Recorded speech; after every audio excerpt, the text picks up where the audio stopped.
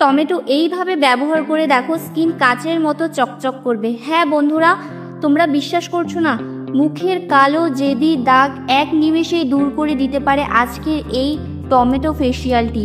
এটি আমাদের স্কিন থেকে যেমন কালো রোদে পোড়া দাগ দূর করবে, তার সাথে সাথে কিন্তু স্কিনের মেছেতা দূর করবে, এবং যদি স্কিনটা ডাল হয়ে গিয়ে থাকে সেই স্কিনে নতুন করে গ্লো ফিরিয়ে আনতে হেল্প করবে। ঘাড়ে গলায় তোমরা যেইখানে কালো স্প্যাচ পড়ে গিয়েছে সেই জায়গায় কিন্তু জেদি দাগ দূর করতে ব্যবহার করতে পারবে। স্কিনের ট্যানকে টোটালি রিমুভ করতে হেল্প করবে। আজকের এটি তোমাদের স্কিনে এজিং সাইনের প্রবলেমটাকে দূর করবে, মানে স্কিনটাকে কিন্তু খুব কম বয়সীদের মতো করে তুলবে। তো তোমার বয়সের আগে যদি বয়সের ছাপ পড়ে গিয়ে থাকে সেটাকে কিন্তু পুরোপুরি মুছে ফেলবে। তোমাদের পার্লারে গিয়ে কোনো টাকা খরচ করতে হবে না, ঘরে থাকা মাত্র টমেটো দিয়েই করে নাও আজকের এই দুর্দান্ত ফেসিয়ালটি। এটি আমাদের স্কিন থেকে যেমন ওপেন পোর্সের সমস্যা দূর করবে, তার সাথে সাথে অয়েলি স্কিনের প্রবলেমটাও কিন্তু অনেকটা দূর করতে হেল্প করবে। চলো, অনেক কথা বলে ফেলেছি, এখন দেখে নিই এই আজকের উপায়টি। প্রথমে আমি এখানে নিয়ে নিয়েছি একটি টমেটোটা দুটো মানে পিস করে কেটে নিয়েছি। তো দুটো টুকরো তোমাদের আলাদা আলাদা স্টেপে আমি দেখিয়ে দিচ্ছি। ফার্স্ট স্টেপে আমি একটা স্ক্রাবার তৈরি করছি। যাই হোক, তোমরা যারা প্রথমবার আমার চ্যানেলে ঢুকেছো, মানে প্রথমবার আমার ভিডিওটি ওয়াচ করছো, তারা প্লিজ আমার চ্যানেলটিকে সাবস্ক্রাইব করে আমার পাশে থেকো। আর ভিডিওটি যদি তোমাদের ইনফরমেটিভ মনে হয় তাহলে অবশ্যই কিন্তু আমার ভিডিওটিকে একটি লাইক দিয়ে যেও। তো এখানে কিন্তু আমি টমেটোটা একটু ছুরির সাহায্যে কাট করে নিয়েছি। এরপরে দিয়ে দিচ্ছি চিনি। তোমরা এখানে কিন্তু চিনি যদি মোটা দানা হয় সেক্ষেত্রে চিনিটা একটু গুঁড়ো করে দেবে। তো আমি কিন্তু এখানে চিনিটা গুঁড়ো করিনি, কারণ চিনির দানাটা কিন্তু অনেকটাই ছোট ছিল, তাই আর প্রয়োজন পড়েনি এখানে গুঁড়ো করার। তো এখানে দেখো আমি 1 চামচ পরিমাণ চিনি নিয়েছি। চিনি কিন্তু ভীষণই ভালো একটা স্ক্রাবার।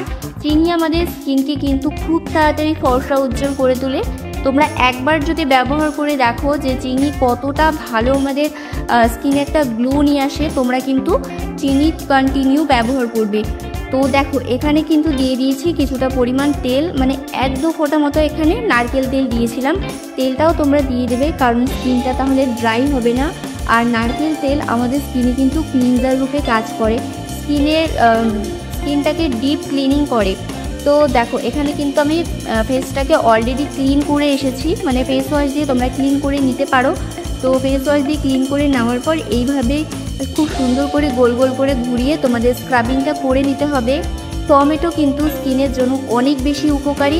রোদে পোড়া দাগকে কিন্তু খুব তাড়াতাড়ি মুছে দেয়, কারণ টমেটোর মধ্যে প্রচুর পরিমাণে ভিটামিন সি থাকে, যা স্কিনে কিন্তু হারিয়ে যাওয়া গ্লোকে ফিরিয়ে আনতে হেল্প করে।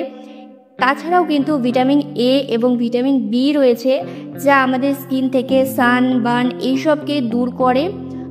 তাছাড়াও কিন্তু টমেটোর মধ্যে প্রচুর অ্যান্টিঅক্সিডেন্ট রয়েছে, যা আমাদের স্কিন থেকে বয়সের ছাপকে পুরোপুরি মুছে দেয়। স্কিনে অনেকেই কিন্তু বয়সের আগে বয়সের ছাপ পড়ে গিয়ে থাকে, সেটা কিন্তু এই সমস্যার সমাধান তোমরা টমেটো দিয়ে করতে পারবে।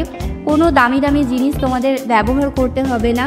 শুধু আমার বলা পদ্ধতিটা যদি তোমরা কিছু দিন অ্যাপ্লাই করো, প্রপার যদি তোমরা স্কিনটাকে একটু মেনটেন করো, তাহলে কিন্তু স্কিনটা খুবই ভালো থাকবে এবং কোনো সমস্যা তোমাদের স্কিনে আসবে না।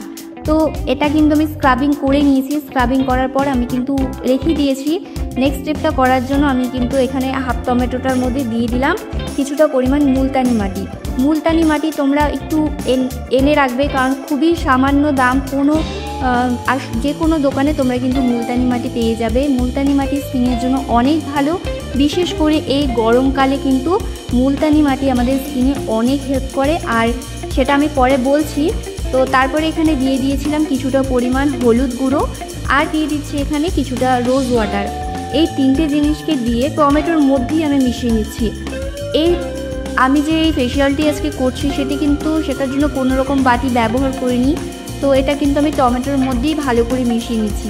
এটা তোমরা স্নানের আগে যদি অ্যাপ্লাই করো এতেও তোমাদের সুবিধা হবে, বা রাতের বেলাও তোমরা অ্যাপ্লাই করতে পারো, কোনো অসুবিধে নেই। দিনে যে কোনো সময় তোমরা এটা অ্যাপ্লাই করলে অনেক বেশি ভালো রেজাল্ট পাবে।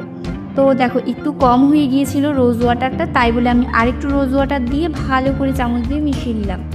এখন আমি তোমাদের বলছি মুলতানি মাটির কী কাজ। মুলতানি মাটি আমাদের স্কিনের এক্সেস অয়েলটাকে রিমুভ করে।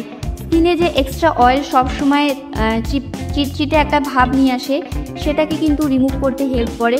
বিশেষ করে এই গরমকালে কিন্তু স্কিন থেকে প্রচুর অয়েল প্রডিউস হয়, যা কিন্তু মুলতানি মাটি অ্যাবজর্ব করে নেয়।